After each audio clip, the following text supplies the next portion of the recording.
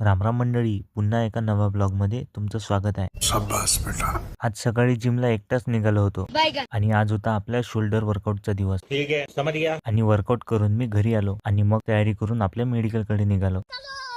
आणि आज मेडिकलमध्ये महादेव मेडिकलचा मुलगा आला होता, वैभव. अच्छा. त्याच्यासोबत थोड्या कामाच्या गोष्टी केल्या. स्टॉक कसा मॅनेज करतो, कस्टमरला कशा प्रकारे हँडल करतो आणि एक्सपायरी चेक करताना काय दिक्कत येतात. शाबास बेटा. मग वैभवची चार्जिंग संपली होती.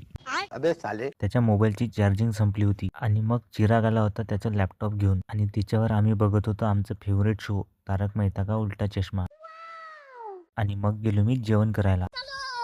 तिथे मोठा भाऊ आणि लहान भाऊला व्लॉगमध्ये घेऊन घराजवळच पोचलो होतो. तेवढ्यात धम्मा डान्सर दिसला आणि कॅमेरा बघून तो पळायलाच लागला. वो अलग ही लेवल का बंदा था. कारण नरेंद्र मोदी है.